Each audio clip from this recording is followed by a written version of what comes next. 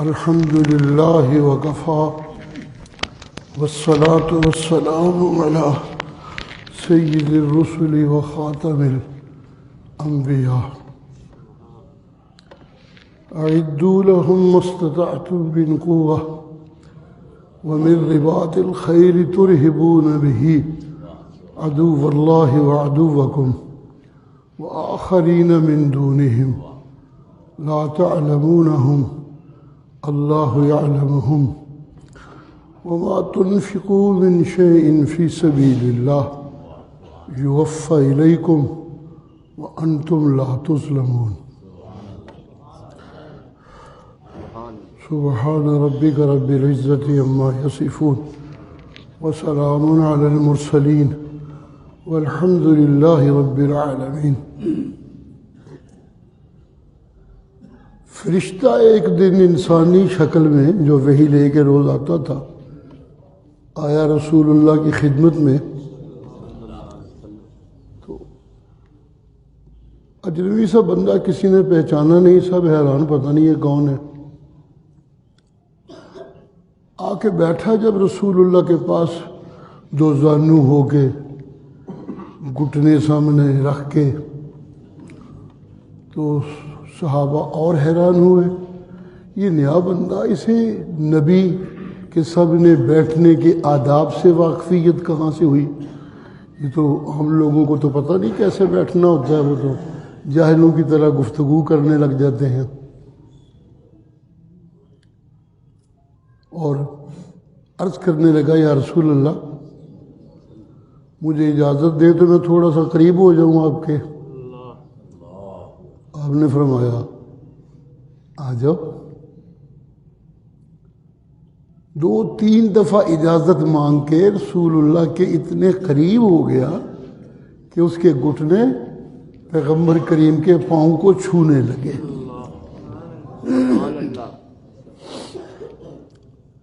چند باتیں پوچھنی ہیں میں نے، اگر آپ اجازت دیں پوچھو. جو ہم ایمان آپ بھی ایمان کی دعوت دیتے ہیں، اللہ بھی کہتے ہیں جو لوگ ایمان لائے اور ایمان کے مطابق انہوں نے اچھے عمل کیے وہ جنت والے ہیں اور اس میں ہمیشہ رہیں گے. یہ ایمان کیا ہے؟ تو آپ نے فرمایا ان تؤمن باللہ وملائکتہ وکتبہ ورسلہ والیوم الآخر والقدر خیرہ وشرہ من اللہ تعالی والبعث بعد الموت. جو ماننے کی چیزیں ہیں ان کا تذکرہ کیا رسول اللہ نے. عقل جن کو مان لیتا ہے، دل جن چیزوں کو مان لیتا ہے تو میں مومن بن جاتا ہوں، ان چیزوں کا تذکرہ ہوا. اللہ کو ماننا ہے، اس کے پیغمبر کو ماننا ہے، اس کی کتابوں کو ماننا ہے، فرشتوں کو ماننا ہے، اور آخری دن کی پیشی کو ماننا ہے. اور یہ بھی ماننا ہے اس کائنات انسانی میں اچھا برا جو کچھ ہوتا ہے یہ سب اللہ کے اذن سے ہوتا ہے، اس کے بغیر نہیں ہو سکتا. شرہ و خیرہ من اللہ تعالی.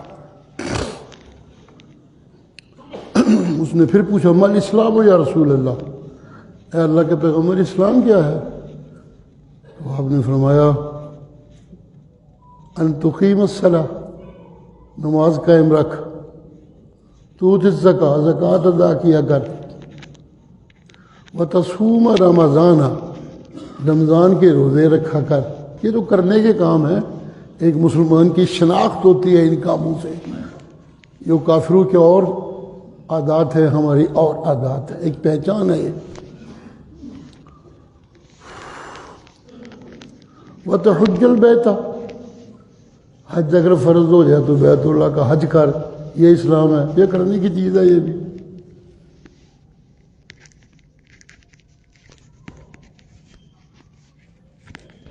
وتہاجر فی سبیل اللہ، اللہ کے راستے میں ہجرت کر. ضرورت پیش آ جائے تو اللہ کی رضا کے لیے، دین پہ ایمان پہ قائم رہنے کے لیے وطن قربان کرنا پڑے، کوئی اور چیزیں قربان کرنی پڑے تو کر دے، کوئی بات نہیں. اور آخری چیز وتجاہد فی سبیل اللہ، اگر کبھی کافر اس طرح حملہ آور ہو جائیں کہ وہ تمہارا ایمان و اسلام تم سے چھیننے کے لیے زور لگانے لگیں تو وَتُجَاهِدَ فِي سَبِيلِ اللَّهِ، پھر تو بھی ان کو روکنے کے لیے اپنا سب کچھ قربان کر کے ایمان اور دین کو بچانے کی کوشش میں لگ جائے۔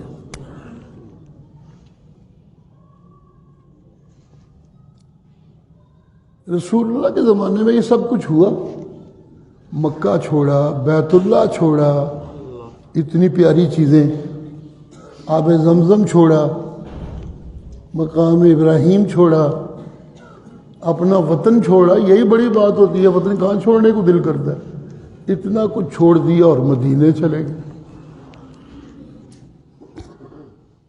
مہاجر بن گئے۔ تو یہ تھی ان کی ہجرت۔ یہ عملی ہوا ایسا۔ جو ہجرت نہیں کر رہے تھے، سوچ میں تھے، ان کے متعلق بڑے سخت احکام آنے لگے کہ وہ اس وقت تک مومن نہیں جب تک وہ اپنا سب کچھ چھوڑ کے رسول اللہ کے مدینے میں نہیں آ جائیں گے۔ جی، تو ہجرت ایک ضروری چیز ہے جب موقع آ جائے تو۔ اس کے بعد پھر جو آخری چیز ہے وہ ہے جہاد۔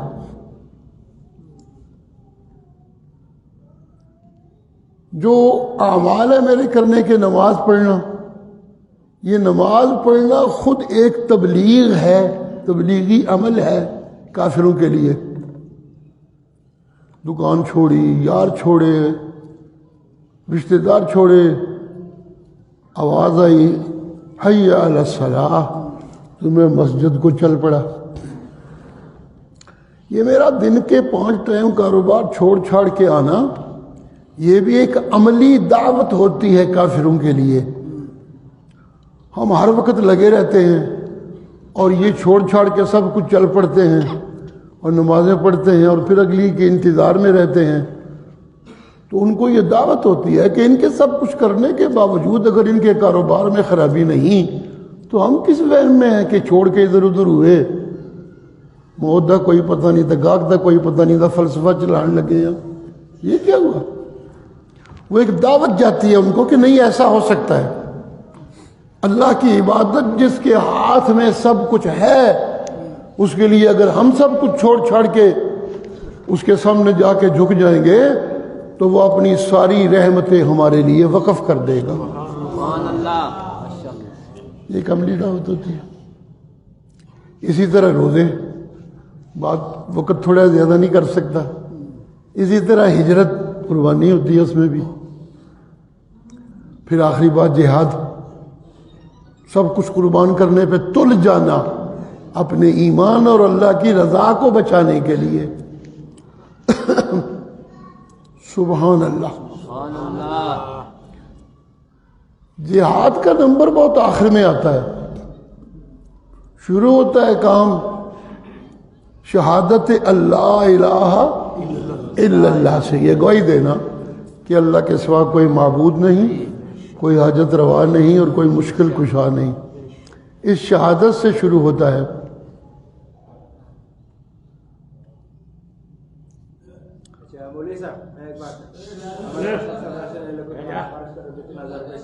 اور چل باہر کھلو، چل کے یار دیکھو گوری نو ہو رہی تھی، انے رو ڈنگوری تھی، انہوں اپنی پئی کہ میں سوال کرنا میرا موقع ملے۔ اللہ اسے توفیق دے کہ یہ اللہ سے مانگا کرے۔ اللہ سے مانگنے والے نامراد نہیں ہوتے، اور بہانے بنا بنا کے مخلوق سے مانگنے والے کبھی کامیاب نہیں ہوتے، وہ ساری زندگی ذلیل ہی رہتے ہیں۔ اللہ ہم سب کو اپنا سچا مانگت بنا لے۔ یہ نماز بھی مانگنا ہوتا ہے نا اصل میں اللہ سے۔ اے دکان جڑی میں چلانا پیا، دوست جڑے نے میرے، بیوی بچہ میرا، تیری رحمت ہوں تو پھر کچھ بھی نہیں رہنا، میرے تے اپنی رحمت کر، یہی تو مانگتا ہوں نماز میں۔ سبحان اللہ۔ شہادت اللہ الہ الا اللہ سے بات شروع ہوتی ہے اور ختم ہوتی ہے شہادت کے جذبے سے۔ شہادت کا جذبہ ایک ہے زبان سے گواہی دینا شہادت اللہ کے سوا کوئی معبود نہیں، جناب محمد کریم اللہ کے پیغمبر ہیں، اسے زبانی شہادت کہتے ہیں۔ عملی شہادت کے جان قربان کر دینا، اس جان کی قربانی کے جذبے سے اپنے ایمان کو بچانے کے لیے کفر سے لڑنا، یہ ہے جذبہ شہادت۔ میں اگر نمازیں پڑھتا رہتا ہوں، روزے رکھتا رہتا ہوں، حج کرتا رہتا ہوں، زکاتیں دیتا رہتا ہوں، اور جذبہ شہادت مجھے نہیں ملتا تو پھر یہ سب کچھ بیکار ہے۔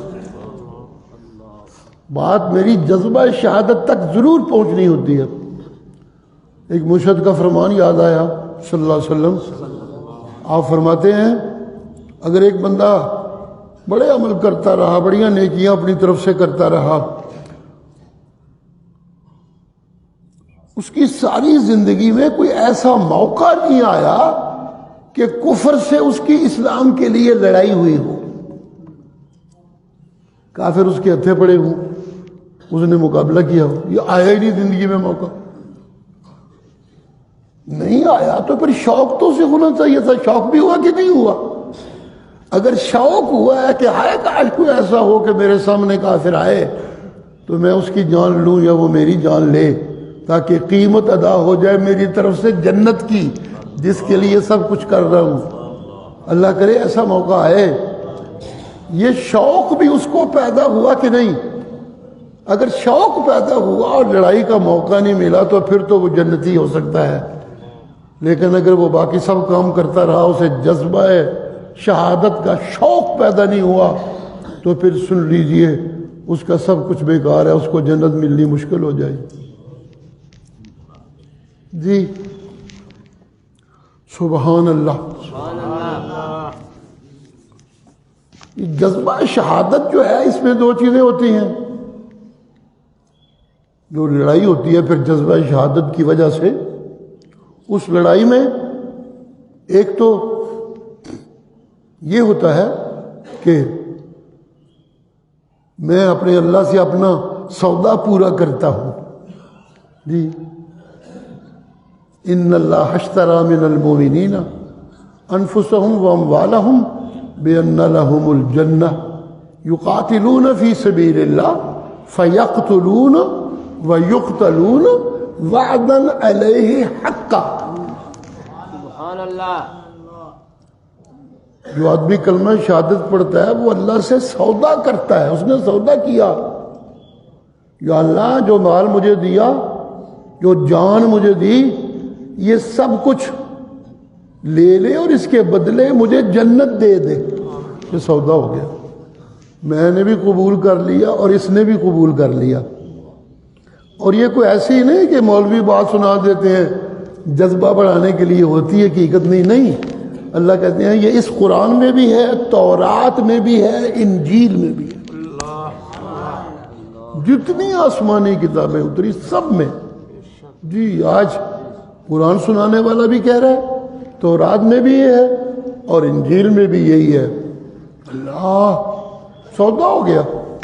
جب سودا ہو گیا تو میں کوئی چیز خریدنے چلا ہوں، جو دیتا ہوں ظاہر ہے وہ میرے لیے اتنی قیمتی نہیں ہوتی جتنی جو میں نے لینی ہے وہ قیمتی ہوتی ہے، تبھی تو میں دے دیتا ہوں۔ اگر یہ میرے لیے قیمتی ہو تو میرا دماغ خراب ہے کہ میں دے کے گھٹیا چیز خرید لوں، نہیں، وہ چیز خریدتا ہوں جو میرے پاس چیزیں ہوتی ہیں ان سے اعلیٰ ہوتی ہیں۔ جب میں اللہ سے سودا کرتا ہوں تو اس کا مطلب یہ ہے کہ میرے پاس جتنا بھی مال ہو، جتنی بھی طاقت ہو، جتنی بھی قوت ہو، جتنی بھی عزت ہو، جتنی بھی چدراہٹ ہو، اس سب کے مقابلہ میں جنت مہنگی ہے اور یہ سب کچھ سستا ہے۔ سبحان اللہ، اللہ اکبر، اللہ اکبر، سبحان اللہ۔ جب یہ آیتیں نازل ہوئیں تو پھر مسلمان یہ دعا کیا کرتے تھے، یا اللہ کدو موقع آئے گا جدو میں اپنی جان پیش کرا گا۔ سبحان اللہ۔ اس جذبہ شہادت کو پروان چڑھانے کے لیے صرف باتوں سے تو چڑھتا نہیں، صرف تقریروں سے تو چڑھتا نہیں، صرف تبلیغوں سے تو یہ کام نہیں ہوتا.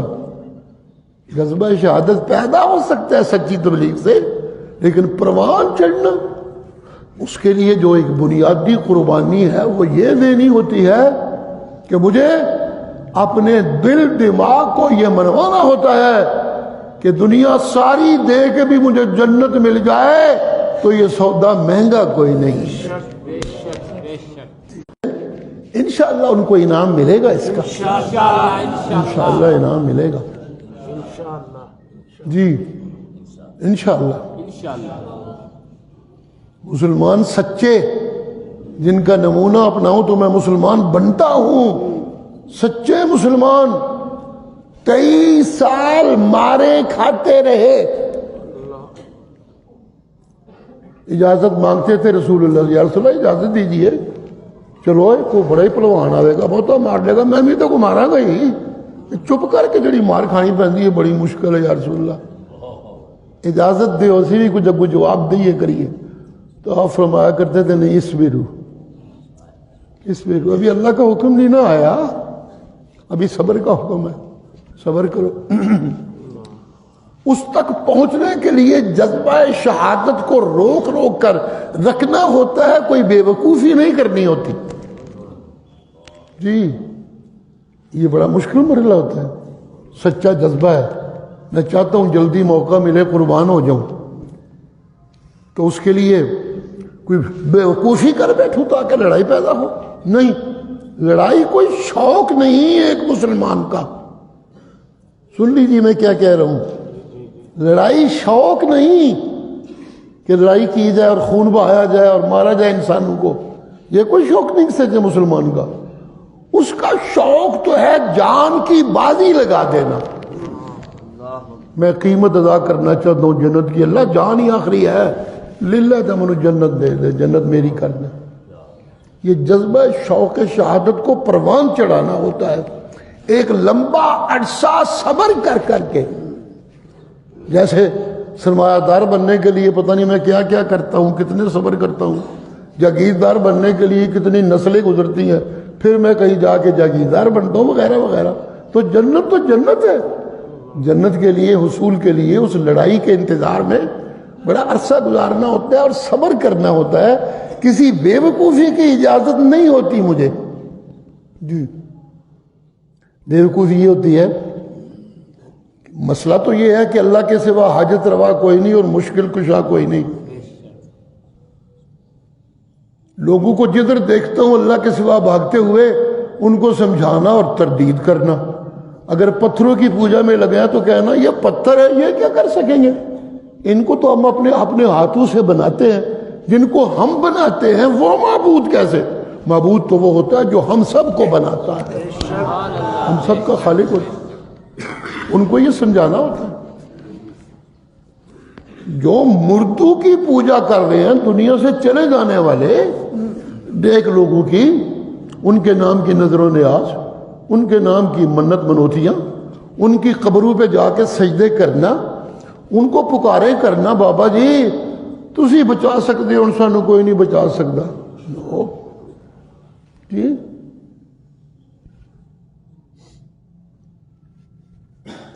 سبحان اللہ. اس سے روکنا ایک سچے مسلمان پہ اتنے سے زیادہ فرض ہے جتنی اس پہ نمازیں فرض ہوتی ہیں. جی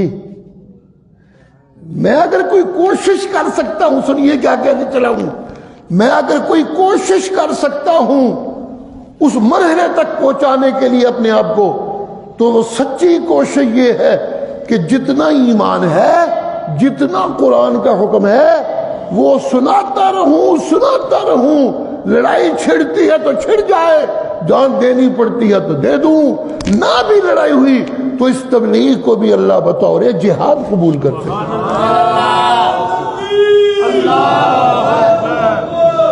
سبحان اللہ.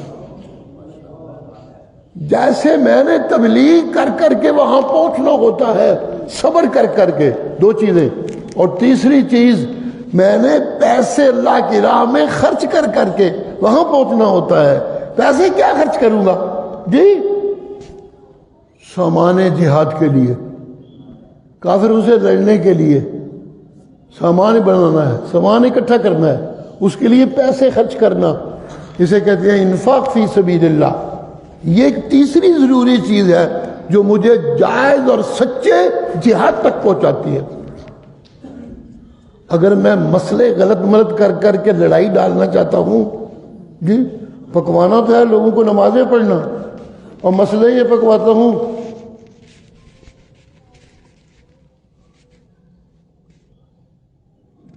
نماز نال کچھ نہیں دے پڑھنا، جے بزرگوں کی محبت نہ ہوئی تھے، بزرگوں کی محبت کیا ان کی قبروں پہ سجدے۔ جی اگر یہ مسئلے کرنے لگ جاتا ہوں اور ان مسئلوں سے کوئی دوسرا مسئلہ مقابلے میں سچا مسلمان کرتا ہے کہ نہیں نمازوں تو بغیر بندہ مسلمان نہیں، 5 وقت کی نماز ضروری ہے، کوئی بے نماز مر گیا تو دی ہلکی سزا ثبت ہوئے کہ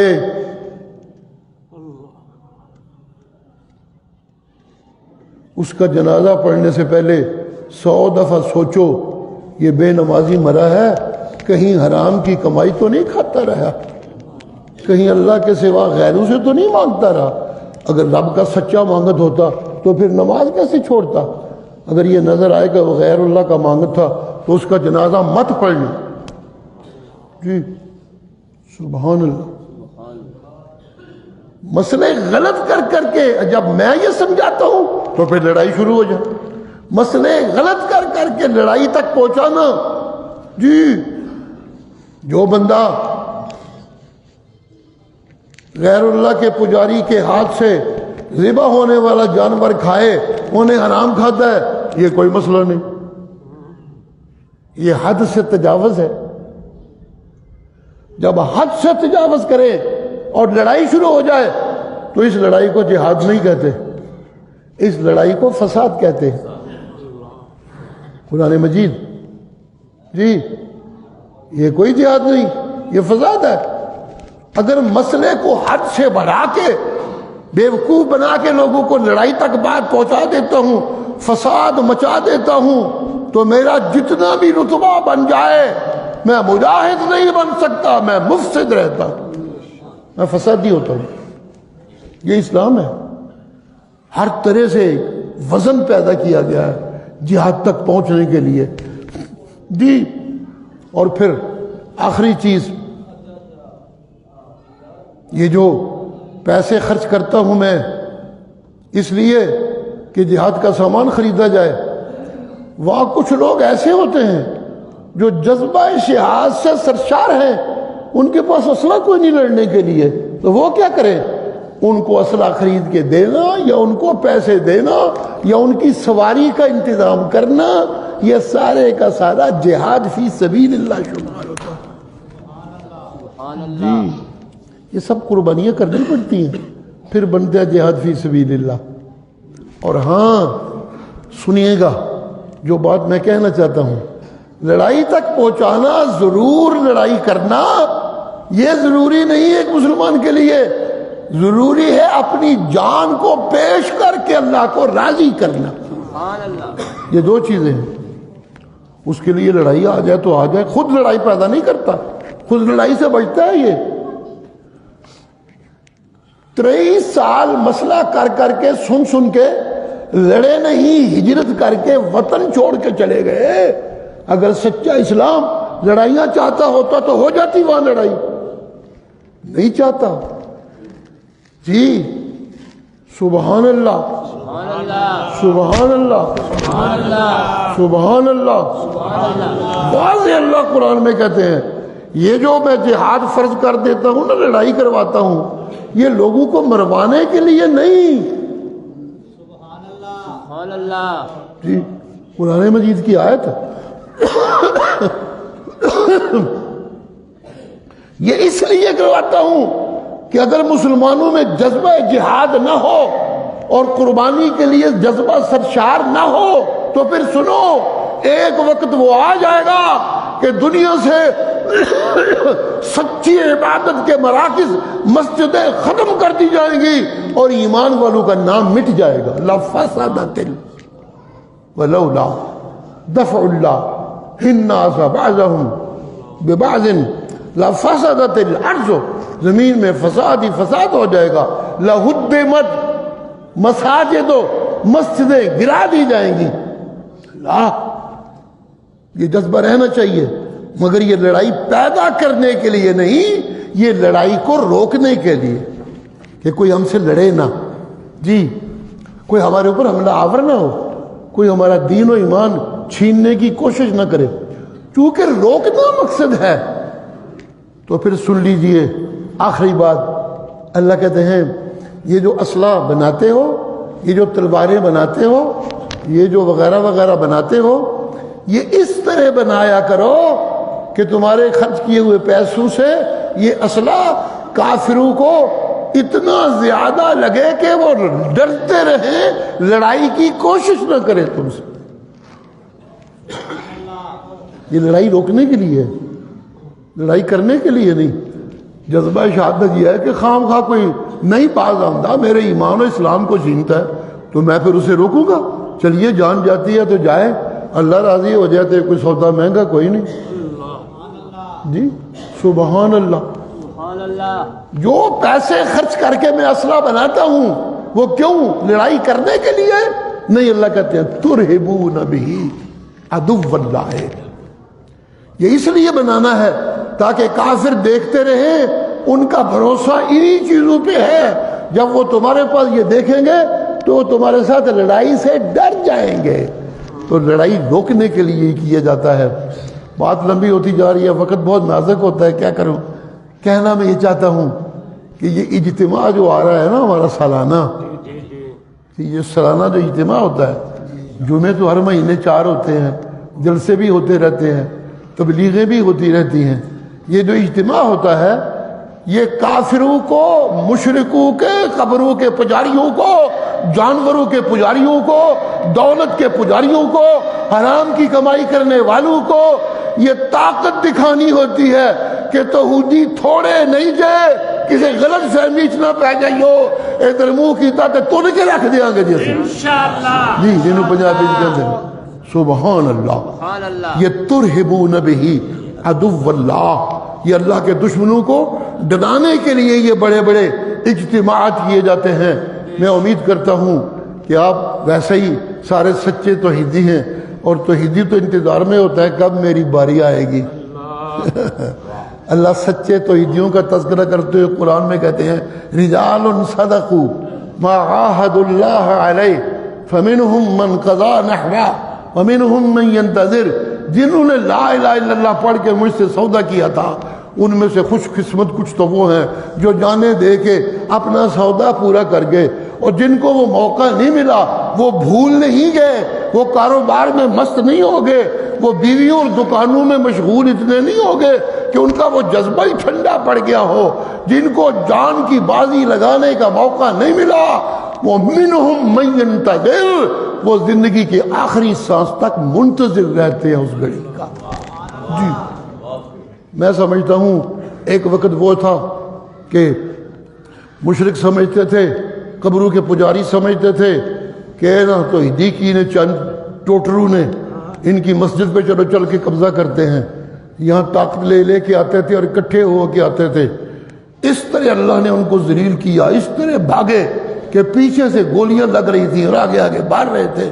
اللہ نے اتنی طاقت دی، اتنی رحمت کی، اتنی نصرت کی کہ آج تک مشرک ڈرے ہوئے ہیں.